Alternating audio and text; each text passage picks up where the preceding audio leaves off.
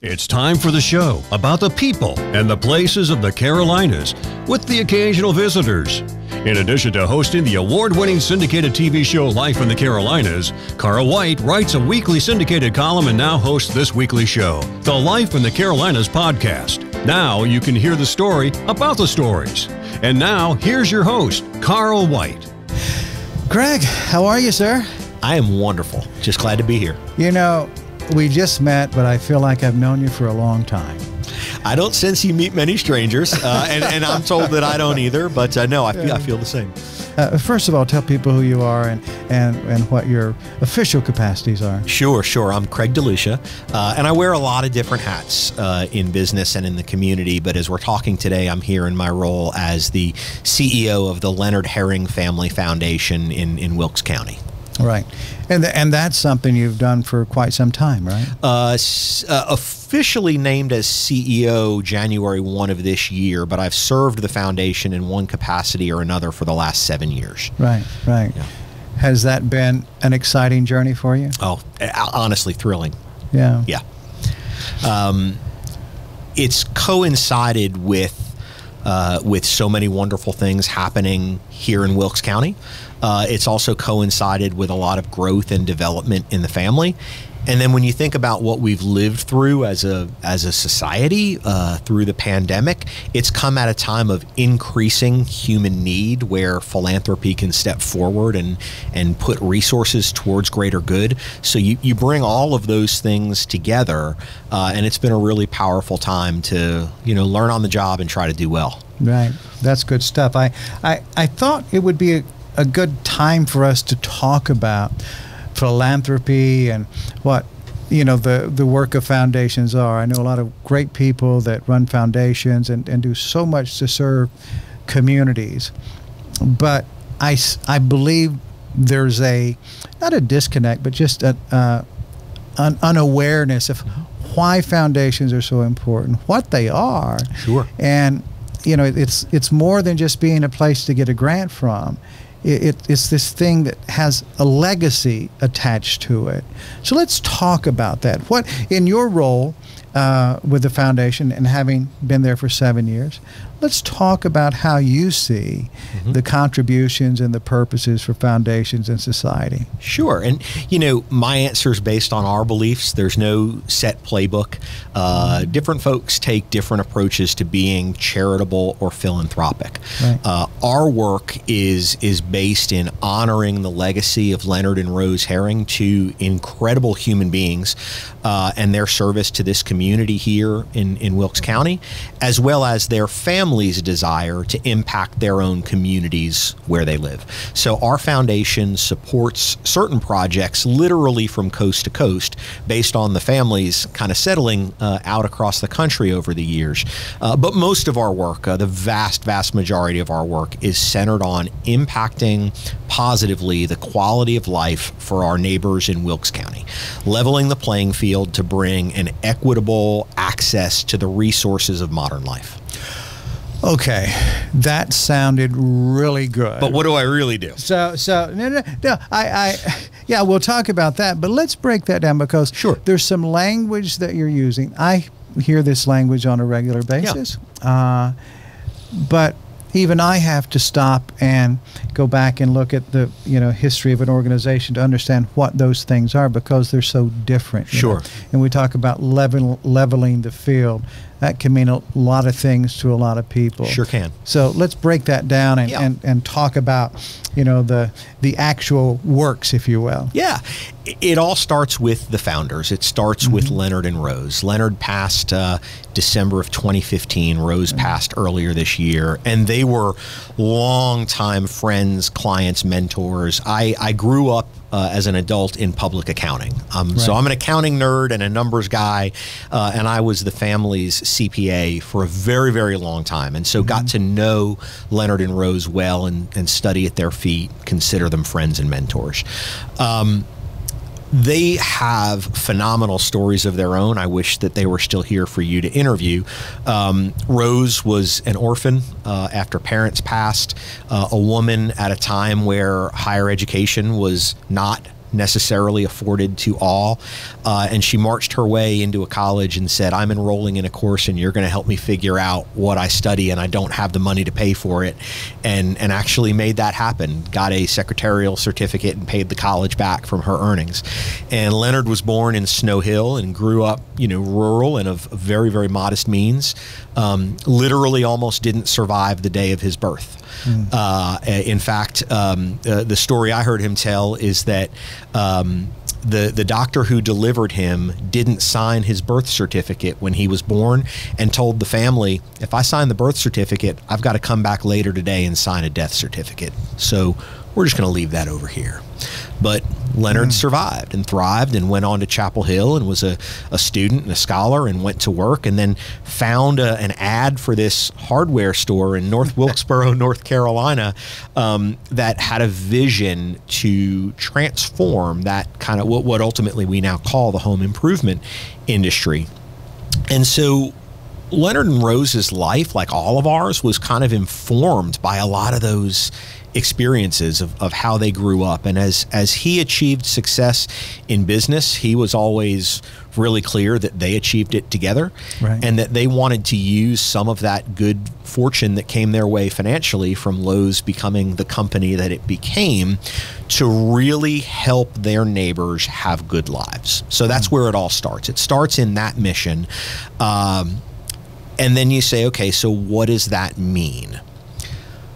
We fund both grant-making programs that help people. So I think of Blue Ridge Opportunity Commission. I think of Brock, right? And the need for heating oil in the winter, and how Brock provides heating oil to our neighbors who can't afford that heating oil. And right now, as we look at the cost of natural gas and what's happening in the world, we're, looking at that actively in terms of how do we support Brock to help the most vulnerable kind of be able to be warm in the winter. But we also look at funding larger strategic programming that can change systems and bring a higher quality of life for everybody in this area. And I'll gladly talk more specifically about it. But our programming, again, runs the gamut.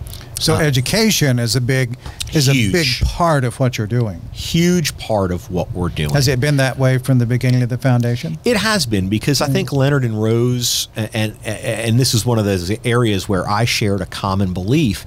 Education is and should be the equalizer, right? It's the path to an opportunity for any individual or their family. But we know that educational access and opportunity isn't necessarily distributed to rural areas the same way it is to metro areas. We used to believe that empirically, we used to believe that anecdotally, and then Stanford published a study last year about the flow of resources to rural being less proportionate than to our metro areas. So education is a huge piece of it.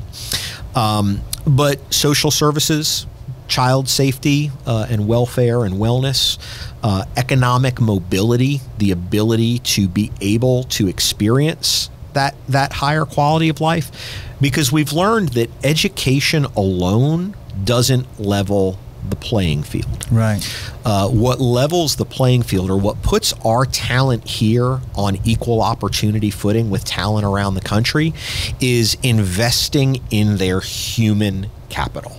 Helping them learn how to communicate, helping them interview. The proportion of rural folks who've lived most of their life in this county is higher than the proportion of Charlotte folks that have lived most of their life in Charlotte. So you're saying that per capita, the people that live in Mecklenburg County and Charlotte, because it's an area that's attracted people literally from all over the world. That's right. Right?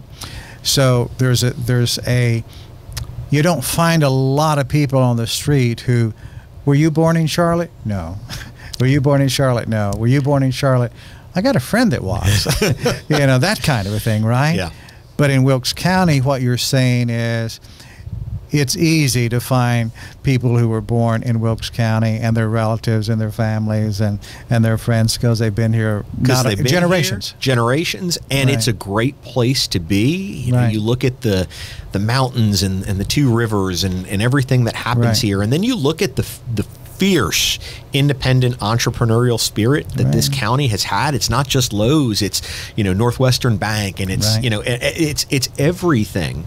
But yeah, there's also levels of generational poverty here statistically that are different than metro areas. And quite frankly, there's less attention being paid to how to break cycles of generational poverty here than there are in inner cities. So that's part of your work? It is. So we call ourselves, the phrase that gets used to describe foundations like ours are placemaking foundations. We don't necessarily look to fund things across the state or across the country, although again, we do support projects that are important to the family members where they live. But the bulk of our focus is hyper-local placemaking philanthropy.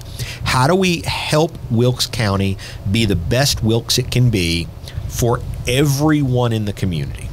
Do you get excited when something that you've given a grant to and you physically have seen the difference that it makes? What's that moment like for you?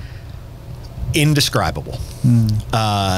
If you opened a newspaper 7 years ago or read, coverage that we got here locally in the New York Times, we saw what the opioid epidemic did here. Now we've got an organization locally in Wilkes Recovery Revolution that I believe is leading the opioid recovery effort for the state. That's a phenomenal turn. And I can't claim that we've played any role in the success of that organization, but we're thrilled to be a grant partner of theirs and provide funding that helps them serve this community that was so affected, by the opioid epidemic, still is. When we look at our programming, though, and if I could, I only know what I know and what I believe. To us, there's a difference between charity and philanthropy.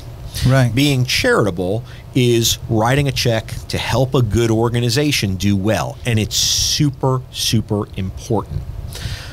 Philanthropy to me is bringing a human capital element to what we do. Rather than writing checks, getting involved in helping take our lived experiences, our relationships in the community, our human capital, our social capital, our intellectual capital, and use that to push behind our financial capital to help a community or an organization solve problems. So it sounds like you're partnering in a way. We are, and we do both. Walking hand in hand, right? We do. So I mentioned Wilkes Recovery Revolution. They are a grant partner. We write them a grant check. They do phenomenal work, and we can't claim any human capital, responsibility for their success. So we make grants. That's that check writing. Then we also have strategic programs where we bring a significant amount of human capital. Our first strategic program, and part of why I took the job 7 years ago, was to help Wilkes Community College envision and implement a strategic plan that had a very specific goal.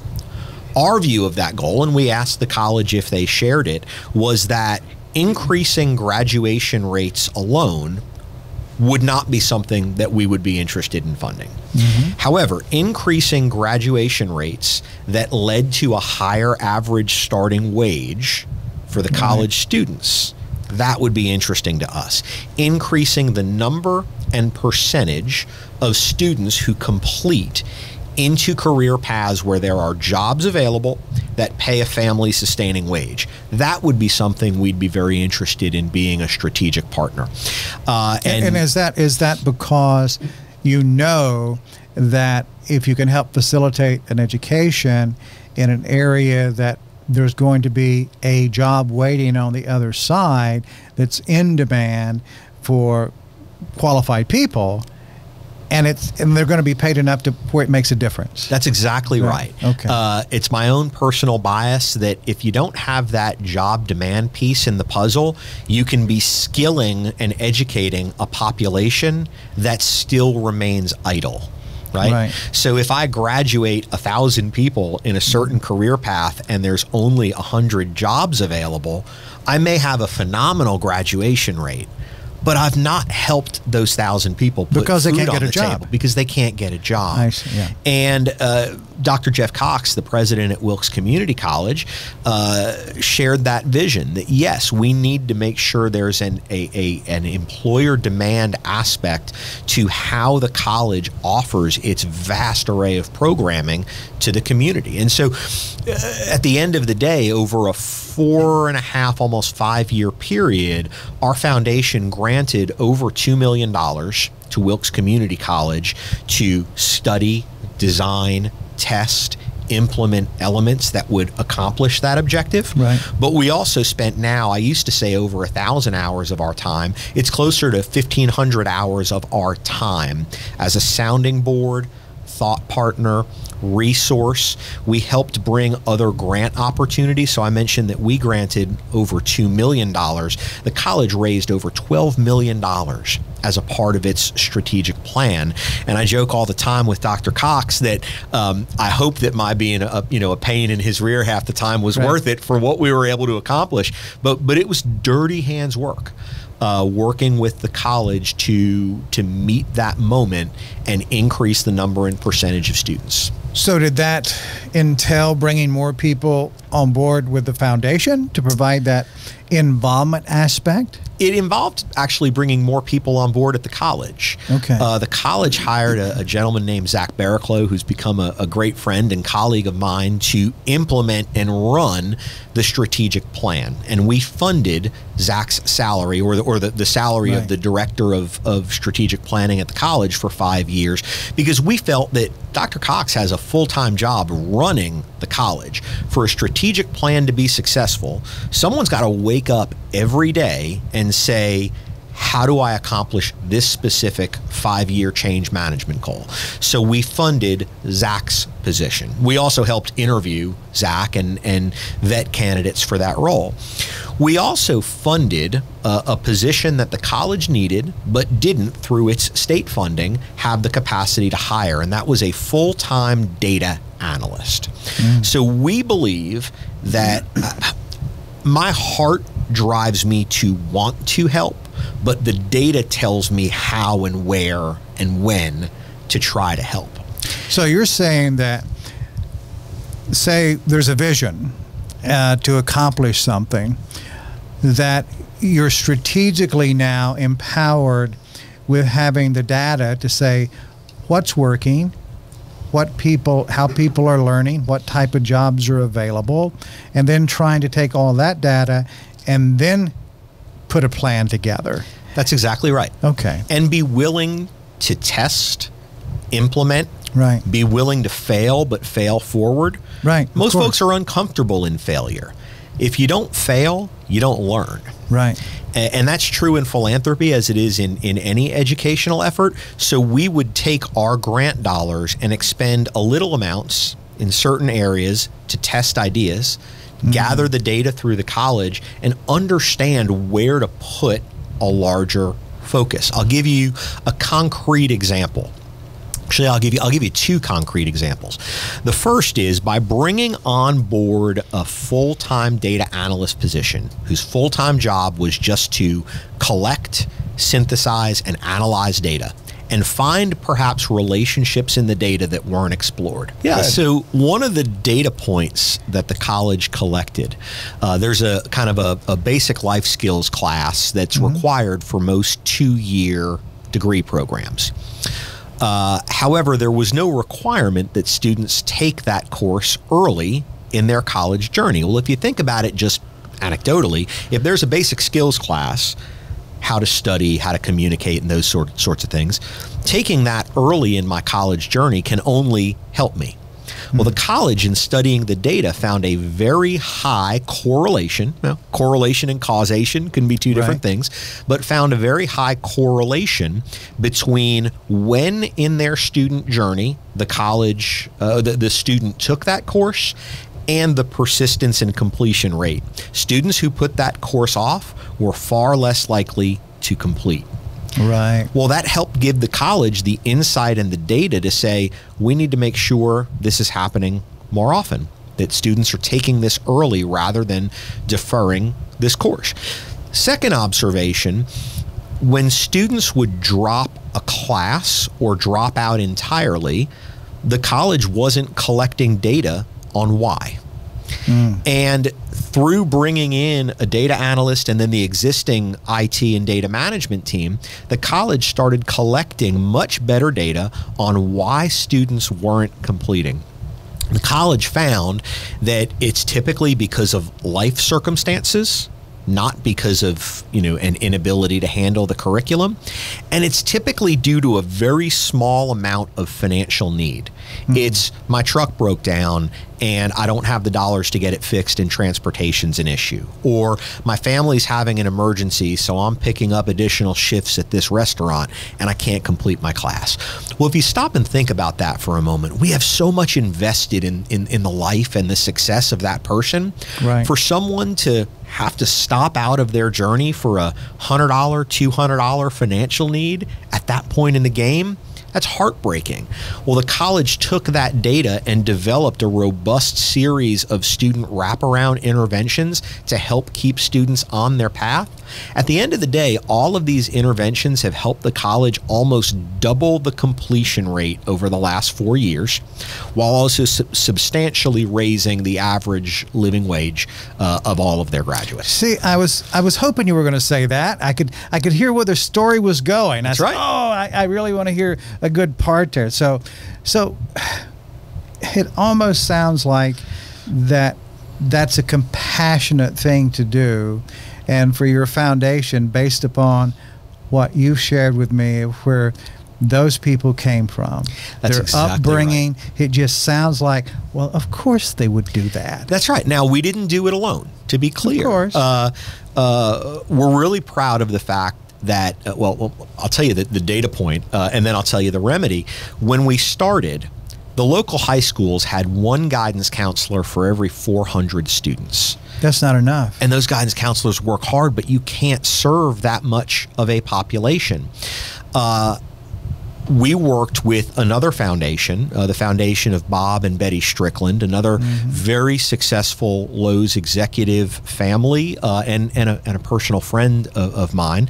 And we worked with the Stricklands and their foundation to develop and support a career coach program at the college in the local high schools that I believe is the envy of the state, because we have other community colleges visiting Wilkes to say, so this is in place now. How did you do this? This is in place now. It's been in place for almost 4 years. We have a Wilkes Community College employee career coach, trained career counselor in each of the 6 local high schools in Wilkes, Ashe, and Allegheny County. We're the only community college in the state that has a 1-to-1 ratio of career coaches to high schools. And those career coaches meet primarily not with the 4-year college-bound population, but with the community college-bound population. Because one of the hardest stories I heard, and I've heard a lot of tough stories, was of the nursing student at Wilkes Community College who dropped out of the nursing program after 1.5 years because this student, and I quote, couldn't stand the sight of blood. And I said, how did we get here? How did you get to this point in your journey without identifying that this might not be the right path for you? And now the career coaches meet with every community college-bound individual, help them develop through a program called Guided Pathways, a national model. They help the student develop a written career plan. What do you want to be? How are you going to get there? What courses do you need to take in high school to prepare you for success? And of course, our community college offers certain courses in the high schools that qualify for college credit. How do we help you get a leg up? Because if you can get a handful of credits under your belt before your high school graduation, you can shorten the duration of your community college experience and get out into the workforce sooner to support your family. And if you're going into the medical field, if you're upset with the sight of blood, that's probably not the good field for you. That's exactly right. So how did this student... But practical things like that, that's what you're talking about, We would right? find students taking community college courses in high school studying animal husbandry, agriculture. And we'd say, oh, so you're interested in ag. I say we. The college would say, oh, you're interested in ag. You're interested in animal science.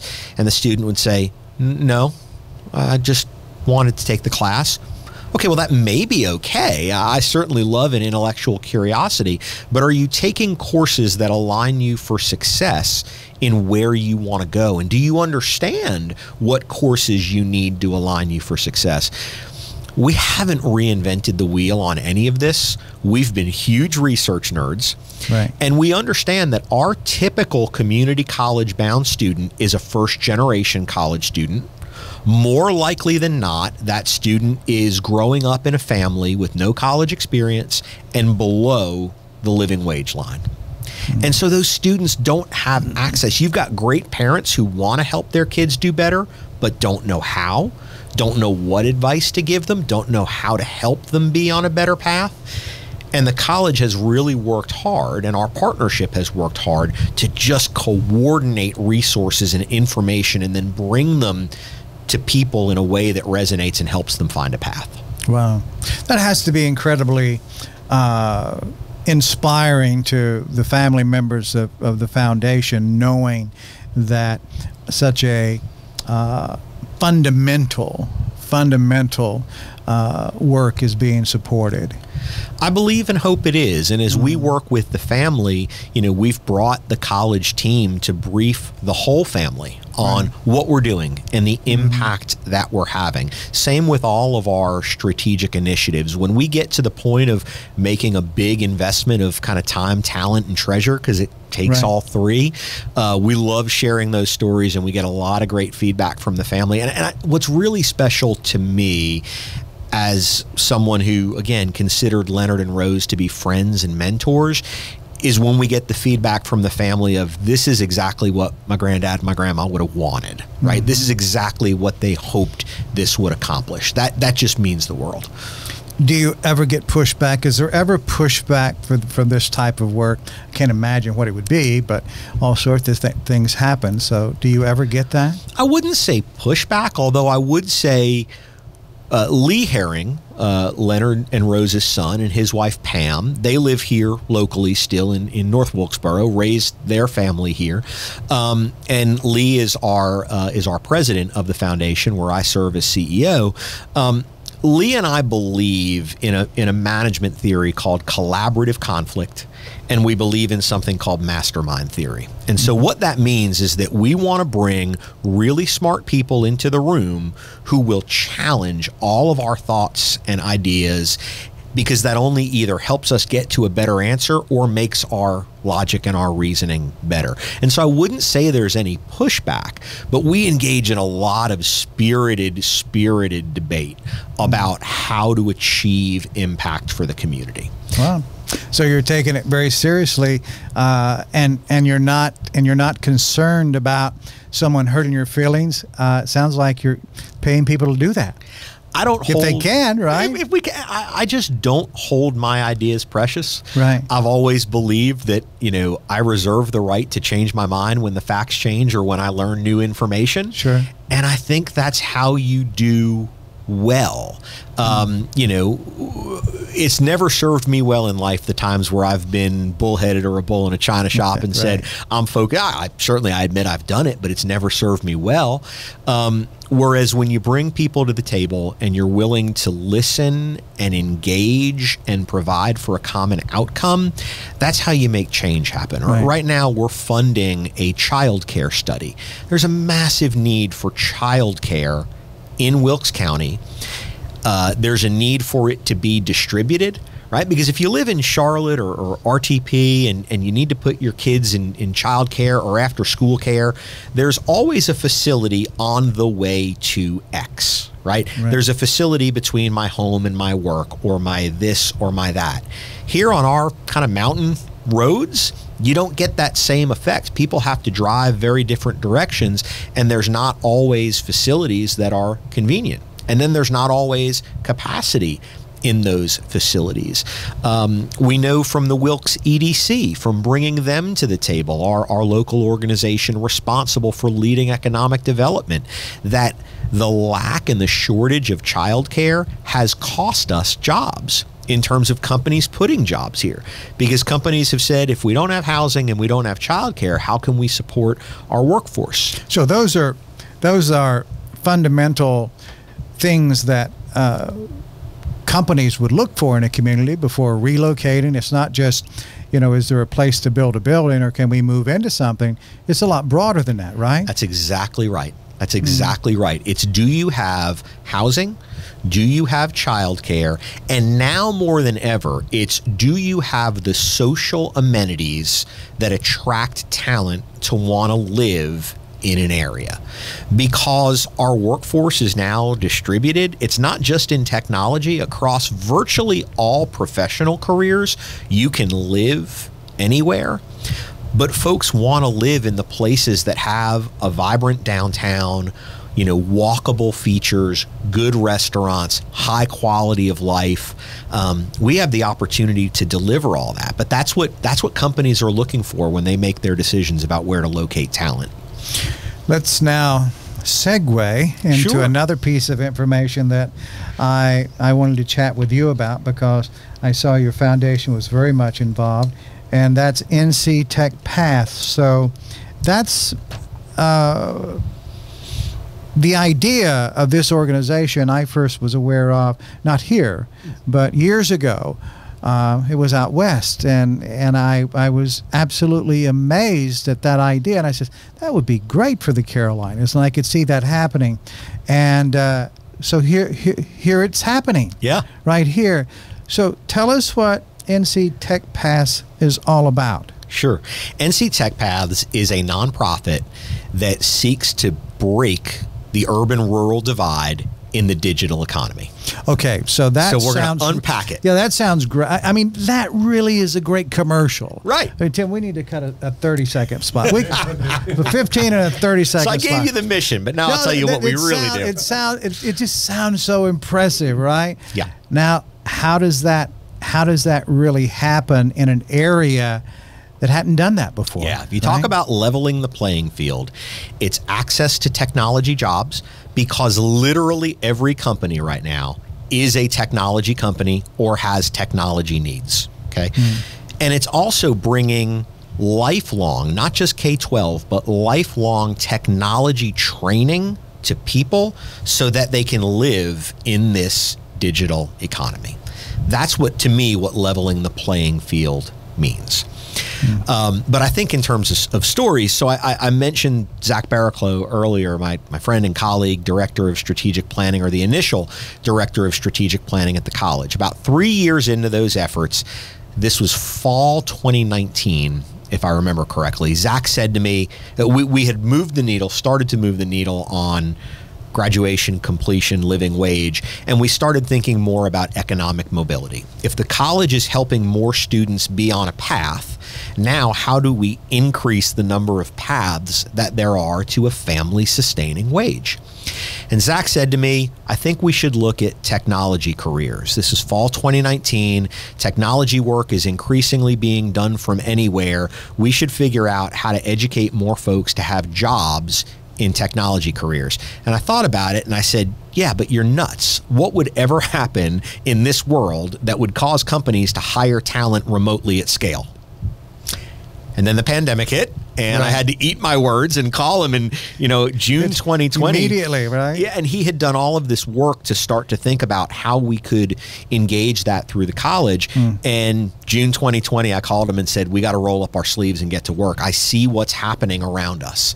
And so we got to work, and we started studying what other rural communities around the country have done to bring remote technology jobs to their area. Again, don't have to reinvent the wheel. There's an organization out of Vermont called the Center on Rural Innovation, or CORI. We've partnered with CORI to implement and understand some of their best practices, tailor them and tweak them to what works here, right? So I joke, we don't need to reinvent the wheel. We just need to adapt it to roll on our mountain roads. Right. That's what it is. We found an organization called Perscolis out of the Bronx, New York, that has educated over 12,000 Americans from low-income backgrounds and placed them into technology careers at great companies. And we said, we want to study what they're doing and either figure out how to copy it or, more likely, bring them here. And so we wound up designing NC Tech Paths as the outcome of all of that work as a partnership between the Herring Family Foundation, Perscolis, and Wilkes Community College to take Perscolis's learning program in short-term 15-week boot camps, the college's experience in 1- and 2-year degrees, our experience in the business community to solve business need, which I'll come back to, which is critical, and be a convener that could bring all of those things together to provide more jobs for our neighbors. Okay, so the program that was working in Vermont, right? You saw the benefit there. You saw it working. And they work with best of the best rural around the country. They've impacted about 40, if I understand correctly, rural communities in having a strategic plan to bring digital jobs. So by their very design, best practices are at the core of what they do. That's right. And it sounds like it's been basically implemented and thus tested in multiple communities, correct? Right? So now you have this alliance that you're not copying, you've partnered with, correct, which is even better. So because they're on board with sharing all the information as it evolves, and you learn things all around the country. Now you come here, you have a community college that cares about its students, because you've demonstrated that by the implementation of people to be involved with the schools and trying to figure out, well, how do we keep students on board? And now, how can we help people evolve from where they are at whatever level they are and provide opportunities in a way that companies are crying out for and will hire and deploy, right? So it all starts, again, from the business perspective. Right. How do we solve a business problem for the business community while providing good jobs for folks in this county, and Wilkes, Ashe, and Allegheny County specifically? So looking where the need is. Where's the need? And why is the need there? Because right now there's almost 50,000 unfilled technology jobs in North Carolina, and the majority of those jobs don't require a 2-year or 4-year college degree. So just take that in for a moment and go, companies have a massive need. The need keeps growing in terms of what they need, but companies are reporting that they can't find it. Why not? And can we solve that problem in a way that helps our community? You can't swing a dead cat in North Carolina without hitting a dozen coding boot camps that'll teach people how to code. And they're great. But what companies were telling us, these programs aren't enough. They don't bring enough professional development to the table, or they don't bring enough skills that are specific to our company's actual needs, or they don't this, or they don't that. We went out on a listening tour and gathered that information from companies and then tried to design a solution that would meet their needs. Then we told companies, we'll let you try this on a no-cost basis. The Herring Family Foundation will take everything that we've learned, put in a $2 million seed grant to bolster up this whole ecosystem and operations. We will educate people, companies, if you will help us in that process. Come into the classroom, evaluate the curriculum, and help us decide how it needs to be tweaked. Do mock interviews and professional development and communication skills training. If you'll just invest your time, we'll invest the dollars up front. But then on the back end, if you hire these folks and they work out, you'll pay us a training and placement fee. So company, you get to try this on a no risk, no cost basis other than your time and your energy, but you'll pay us back on the back end if it works. So tell me about the first company. Yeah. So our initial partners are Inmar Intelligence, which is a data analytics firm out of Winston-Salem.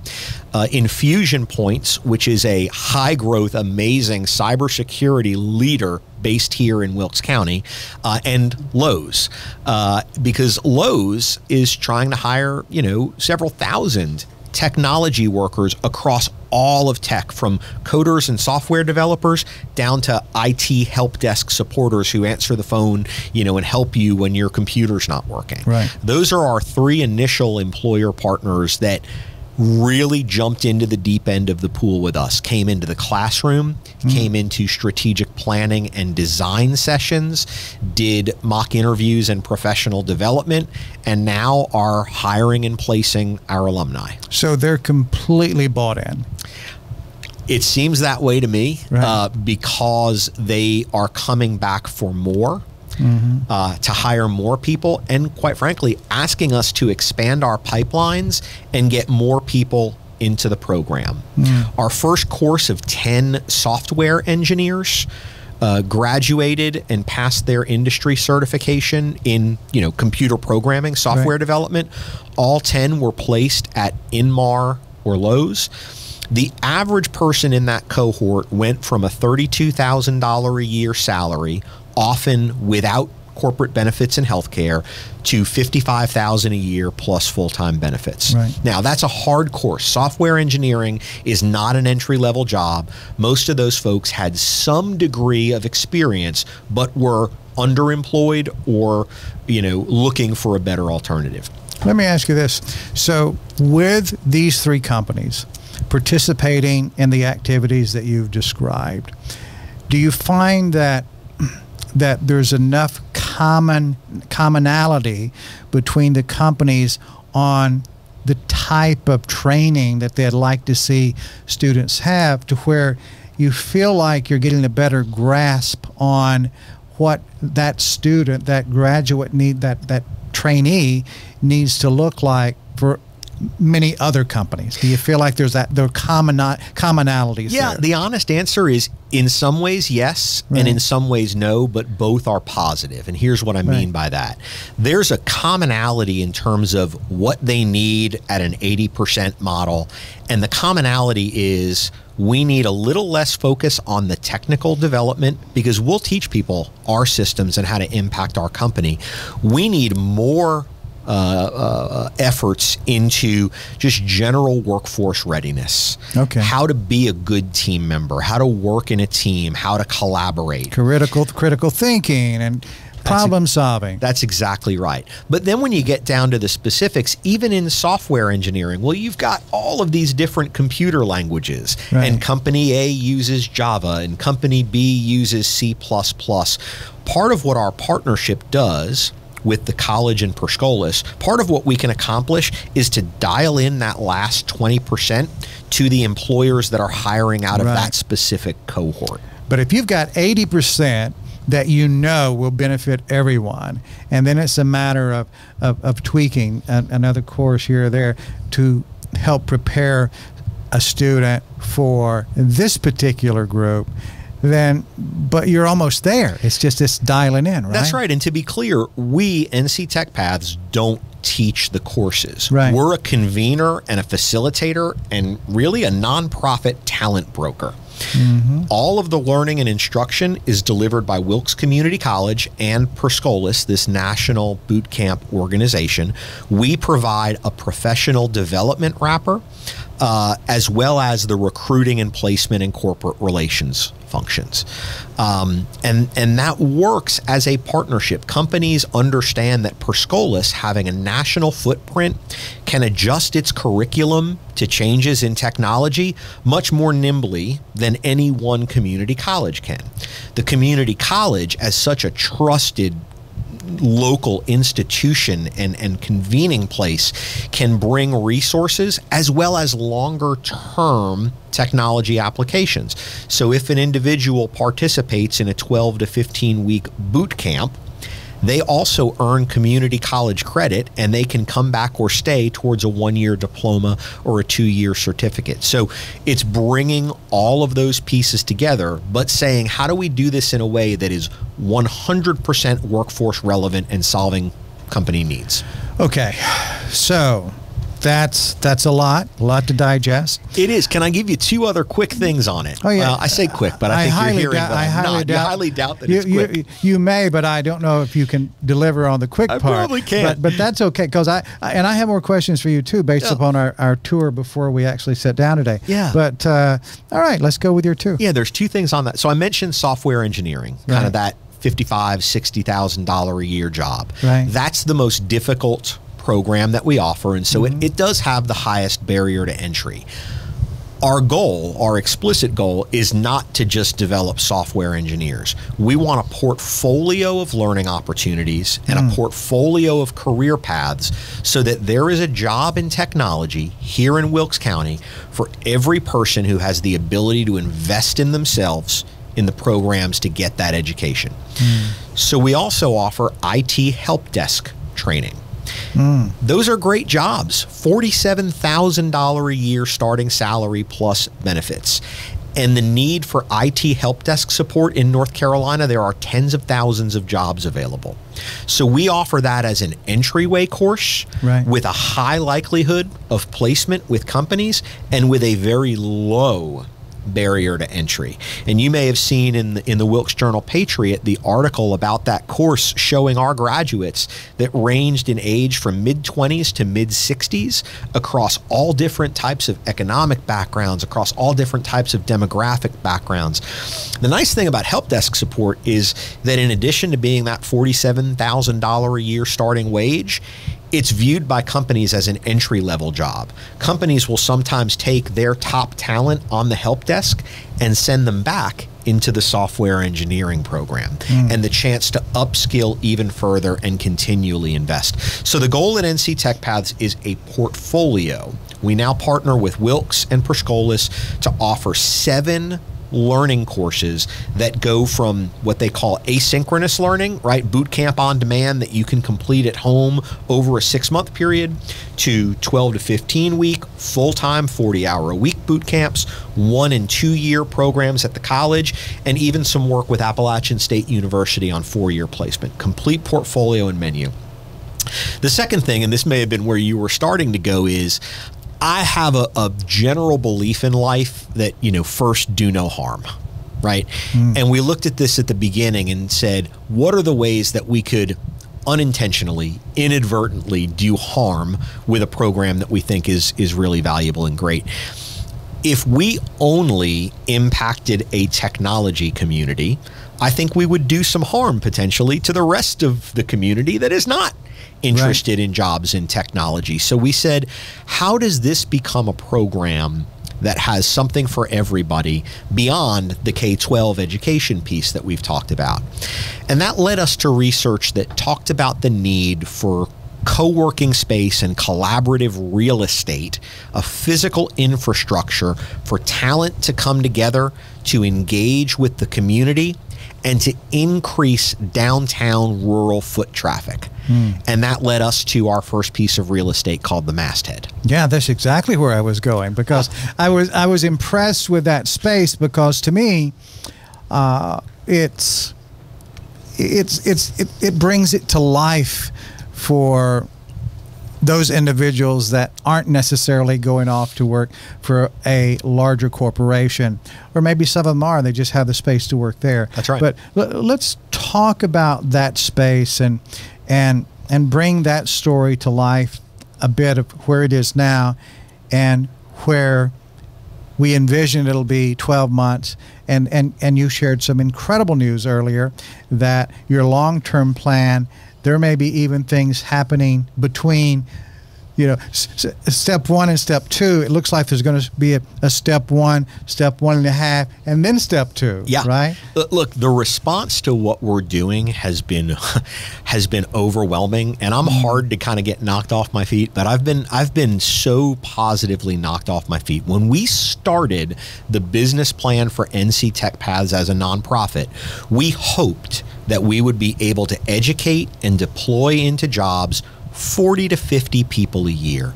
Wouldn't that be a wonderful thing for Wilkes County if we could help 40 to 50 people a year find jobs in technology? Now, within 3 years, our baseline numbers look like about 120 people a year. And if we can recruit more talent to come into these programs, we have employer demand to train well north of that, if we could find the people to invest in themselves in the programs. So, yeah, it's been positively overwhelming and overwhelmingly positive. So the space, the Masthead, right? The Masthead. The Masthead, this facility, which is residing in the previous Journal Patriot space, right? That's right, the local newspaper. The local newspaper. And which they still have a small office there. They right? sure do, and we're grateful for that. But let's talk about that space and Sure. and how it's being built out.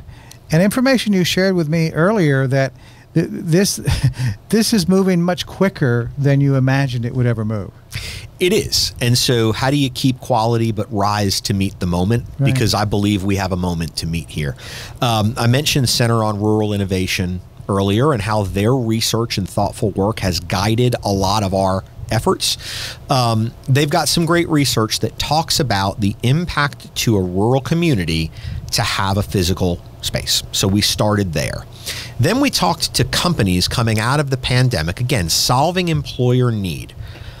I believe that the future of work, the current of work, is distributed and decentralized. You don't have to move to Charlotte or RTP or even Winston-Salem to have a great job. Okay, so I believe it's decentralized. But I don't believe that the future of work is work from home 5 days a week. Human beings are social animals. We need to interact. We need to collaborate. We need to get better answers by working together. And we see that hybrid model, that work from flex rather than work from home, is really where I think talent will reside. So we started testing the ideas with companies about a year and a half ago and saying, on top of the educational programs that we've spent a year designing with Perscolis and the college, would you find it high value to have a physical space in a rural community where you could build teams at scale?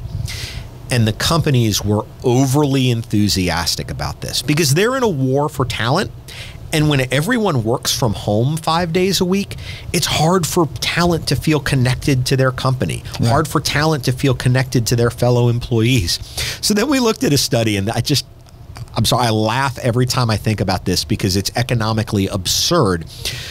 There was a study out of Jefferson, Iowa, rural Iowa, that kind of serves the Des Moines population, about the impact of a space, kind of like the masthead. Ours is a little more ambitious, but same general concept.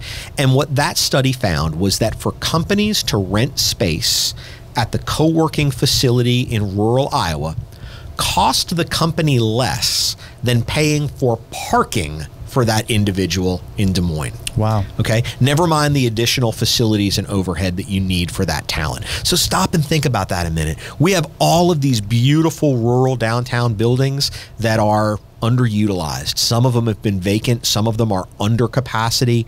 We have assets that we can help use to serve company needs where they want flexibility and flex space. And we can do it at an incredibly low cost compared to what those companies are going to pay to rent or build more office space.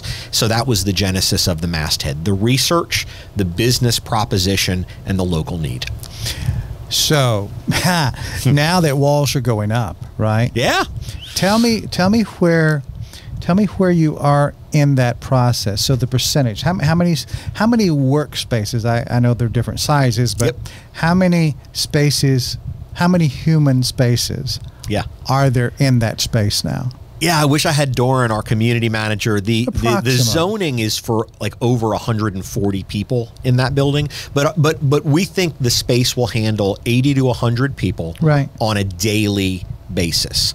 Now, spaces like this set themselves up as being oversubscribed because not everybody uses it on every day. So our goal is to have about 150 to 160 members to utilize that 80 to 100 person workspace every day. So let's say it's 100. So if you've got, just as an easy number, Sure. so if you have 100 people coming and going on a daily basis, some of those people will be entrepreneurs, right? Correct. Some of them will be working for a big company, and maybe there are 3 or 4 people in the community, and that becomes their office. That's correct. Their gathering place for their company here, right? And then as companies hire more talent out of our program, what we've done that's different from other places that we can find who've tried this, we've also created larger company pods. So we have one dedicated office space that's a 16-person office and one that's a 12-person office that have small little 4-person conference rooms and Right. privacy areas built in. So we have one-person offices and two-person offices for entrepreneurs and small teams. We've got floating desks for people who want to rent a desk. We've got conference rooms that we can rent to companies and the general public.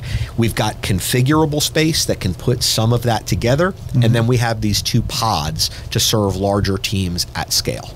So when we talk about the rentals and there's the economic side to this, is the idea to have, is this a very affordable type of a situation? To talk about that. Very. We studied other pricing models around, but, the typical floating desk will rent for $350 a month on a month-to-month commitment.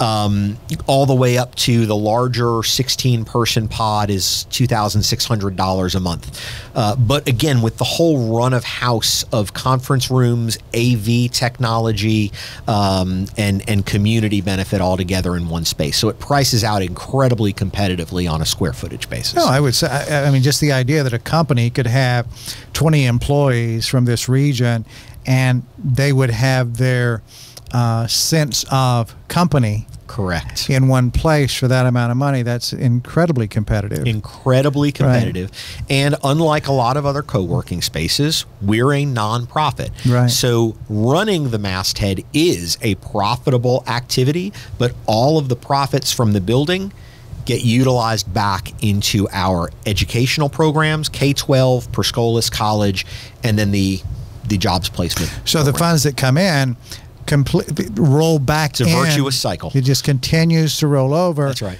That would help perpetuate maybe the next building. That's exactly right. Because that's what you shared with me. I mean, I'm walking in, I'm there for 10 minutes, and you're telling me this isn't big enough. It's not. Again, it's wonderful to have your expectations positively exceeded on a regular basis. Yeah. But the demand for the space, half a step back, even before NC Tech Paths came into existence, there were some local grassroots studies done to quantify whether Wilkes could support a traditional co-working space, because we've got a high quality, high volume of entrepreneurs and remote workers. We've got remote folks for Bank of America, Wells Fargo, all of these other phenomenal companies already here. And so there were already studies being done about how to make a traditional co-working space work well. We took that concept and added the NC Tech Paths mission, the nonprofit element, and then this employer pod concept, as well as being a community convening space. But we started taking pre-leasing applications within the last 6 weeks. The demo is well underway. We're scheduled, knock wood, to open, mid-November before Thanksgiving. We think we're going to have the building half leased up by Christmas. And so that's going to be 40 sets of feet a day shopping downtown, buying coffee at Talia's, and, bringing their kids to the block to jump around on the trampoline park that Mick and Ainsley Zolpo have built.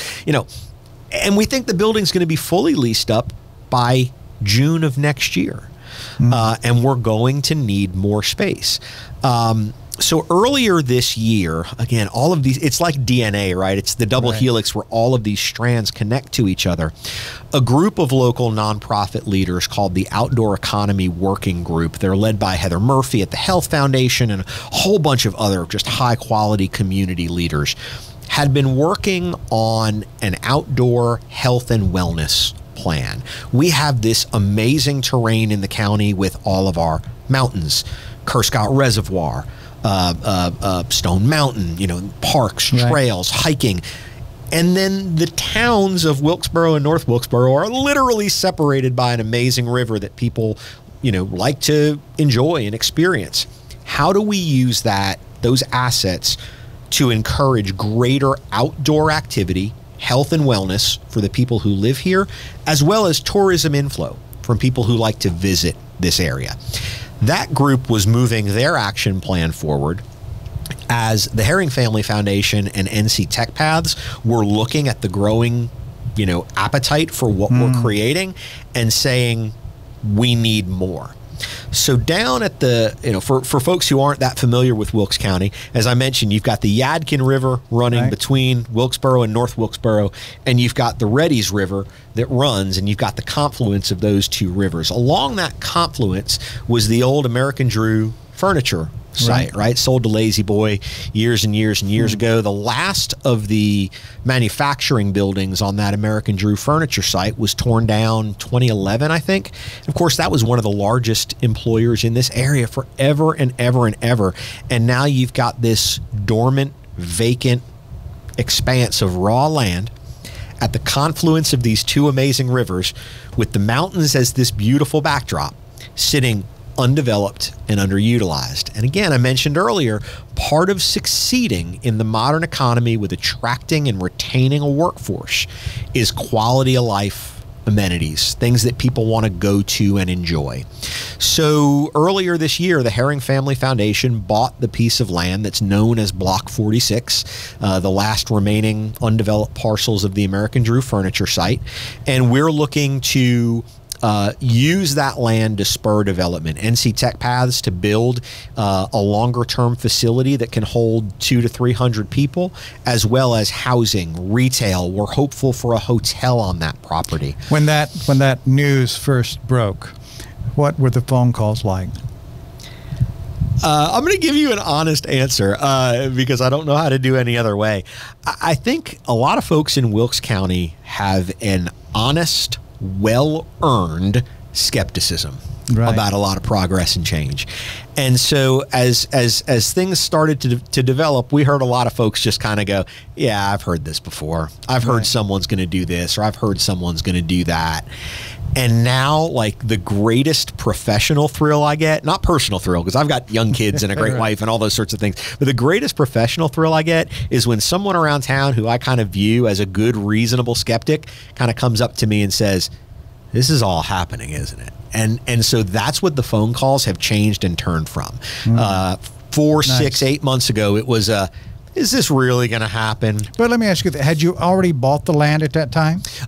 Even when we bought the land in April, I think it was, there were still some folks going, really? You're going to... I mean, you didn't commit. You actually bought the land. Yes, sir, that's correct. And you have the deed for the land. That's right. We own the land. It's your land. It's our land. So... That's a pretty big commitment, though, just doing that. Yeah. Yeah. And, but when you tell people that part of our vision for that land is to take this proud former spot of employment and community vitalization that literally touches downtown North Wilkesboro and the rivers, and put that to new use with a hotel and housing amidst a housing shortage. And oh, by the way, a building that's going to hold 200 to 300 technology workers and have a maker space for kids to come in after school and on weekends and play with technology and build.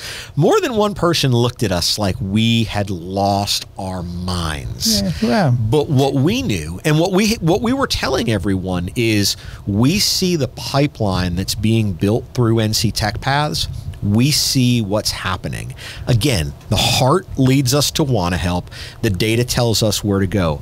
We've had 2 students from Appalachian State University graduate, didn't grow up here, but come down through NC Tech Paths to get placed into our employer partners. We've had people move here from Oklahoma City and Sparta and now Greensboro to be a part of what we're doing. The synthesis around this is making it so real to people.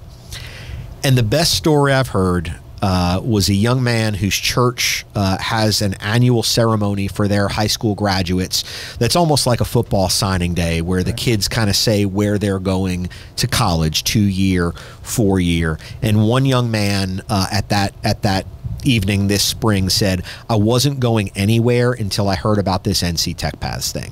And now I'm going to NC Tech Paths. And I just, like, those stories are no longer one-off. They're gaining critical mass. And as the word gets out. And we're just, I don't even know if we're in the first inning of this ball game. This might still be pregame warm-ups. Yeah, it seems like it. Let me ask you this, on the land that you bought, there's going to be how many residential units will be there? Not sure. We're still going through environmental work and site surveying. More than 2. Capacity. That's right. That's right. But there's such a demand for housing in the area, and there's an ability for that land to support housing that, presuming all of the environmental and soils works out, our goal is for there to be significant housing on that property. Right. And that'll make a world of difference as well, right? That's exactly right.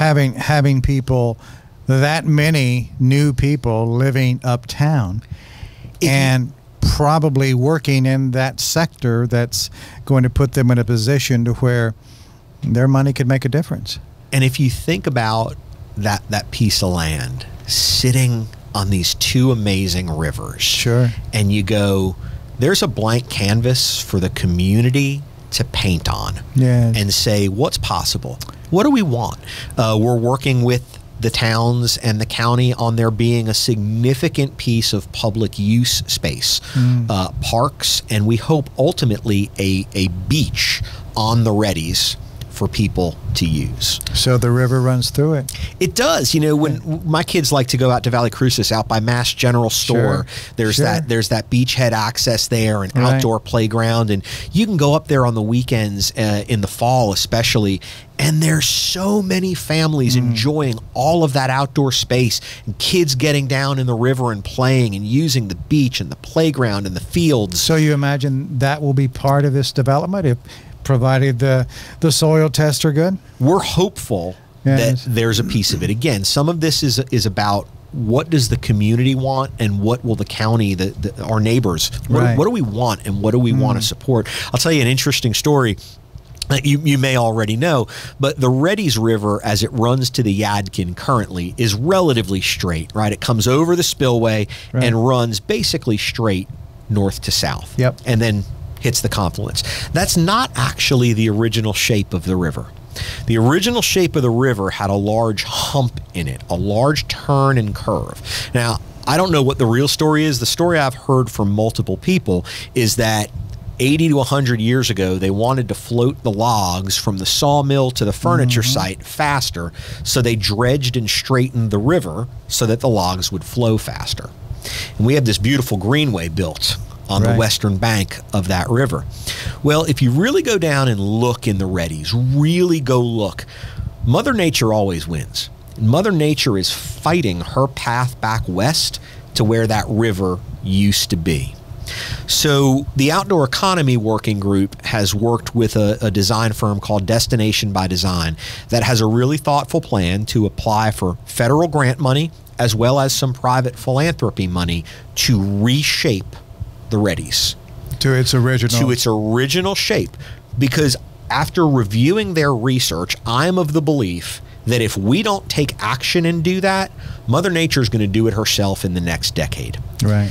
If we work with funding sources to reshape the Readies to its original shape, it creates a natural beach in the floodway where nothing can be built, but where the community can access the Readies. Nice. And then we have the land in the floodplain part to donate to the county to build a wonderful riverfront park right behind that beach, adjacent to the housing and commerce that we want to bring to Block 46. Nice. So you can walk from your workspace and go down to your own private beach. Live, work, play. And you know, if it's done well, this could be something that helps physically and metaphorically bring the towns of Wilkesboro and North Wilkesboro together. We're divided by a river and a bridge over it, but a river district that connects those two towns. The Destination by Design proposal has pedestrian access over the bridge so that people can walk freely and safely between the two towns, commerce and industry down on the river, housing, a park. We've heard from some folks that there's appetite for a modern brewery and food hall down on the river. And wouldn't that be amazing? Again, some of this is going to be dependent on what the community steps forward and Sure. decides we could support, but we're looking at it as a blank canvas to paint on for the benefit of our neighbors. So the most important thing is that the foundation of all of this is the advancement of people's capacity to learn, and then to turn that new education into jobs that really can make a difference in their life and in the community. With something for everyone.